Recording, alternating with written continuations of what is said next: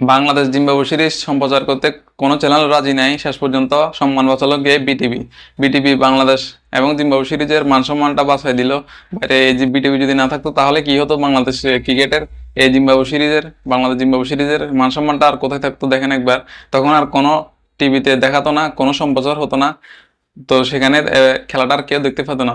তো সেখানে এখন মান সম্মান বাঁচালো কে? বিটিভি। সে আগের যুগে চলে গেল বাংলাদেশ ক্রিকেট। আগে বিটিভিতে সবাই বসে বসে খেলা দেখতো, বাংলাদেশের খেলা দেখার জন্য আমরা অপেক্ষা করে থাকতাম। সেই অবস্থা এখন এক জিটিভি এবং টিএসপোর্ট এরা এখন রাজি নেই। কারণ রাজি হবেই বা কেন? যে এ লো বাজেটের সিরিজ, লো বাজেটের খেলা, জিম্বাবুয়ে সিরিজ, তাও আবার কি দুইটা টেস্ট ম্যাচ। তো টি-20 বা ওডিআই সিরিজ হলেও হতো, কিন্তু সেটা আবার টেস্ট ম্যাচ। তো কে দেখবে এই খেলা? এই খেলা দেখবে বা কে? চট্টগ্রামে হচ্ছে না, তো সিলেটে হচ্ছে খেলা। তো সেখানে এই কারণে এই খেলা সম্প্রচার করতে কেউ রাজি নেই, কোনো স্পন্সরশিপ কিছু নাই।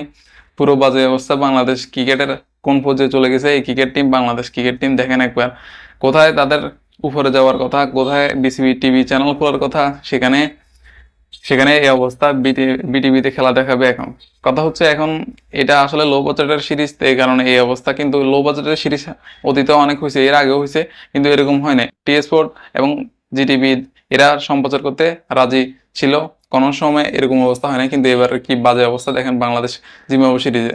আর বাংলাদেশ শুধু বারবার জিম্বাবুয়ের সাথে সিরিজ আয়োজন করতে রাজি, সিরিজ আনন্দ পায় জিম্বাবুয়ের সাথে সিরিজ আয়োজন করতে তারা।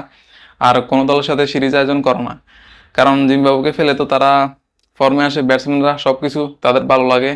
তো সেখানে বারবার আর ক্যাপ্টেন শান্ত বলতেছে যে এই জিম্বাবু শক্তিশালী দল, জিম্বাবুকে ছোট করে দেখা উচিত নয়, জিম্বাবু অবশ্যই শক্তিশালী। তো সেখানে আমরা জিম্বাবুর সাথে খেলতে আনন্দ পাই, শক্তিশালী আমরা, ফর্মে আসবো আমরা, এটাই বলতেছে ক্যাপ্টেন বিশ্বসেরা ওয়ার্ল্ডের নাম্বার 1 নাজমুল হোসেন শান্ত।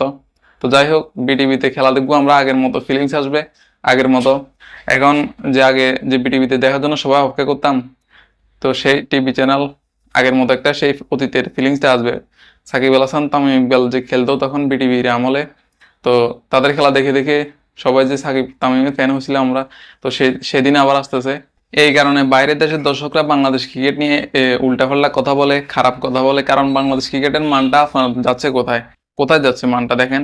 উপরের দিকে যাচ্ছে না, তারা চমক দেখাতে পারতেছে না, উল্টো আরো নিচের দিকে নামতেছে দিন দিন। তো সেখানে বাইরের দেশের দর্শক ভক্ত সমর্থকরা, তো তারা মানুষ কি খারাপ কথা ভালো কথা কিভাবে বলেন? তো খারাপ কথা তো এই কারণে বলে বাংলাদেশ ক্রিকেটকে নিয়ে, বাংলাদেশ ক্রিকেটের এই যে বেহাল দশা, এই বাজে অবস্থার কারণে, এই কারণে তো বলে। ইন্ডিয়ার দর্শকরা তারা বাংলাদেশকে নিয়ে ছোট করে কথা বলে, বাংলাদেশকে না, বাংলাদেশ ক্রিকেটকে নিয়ে।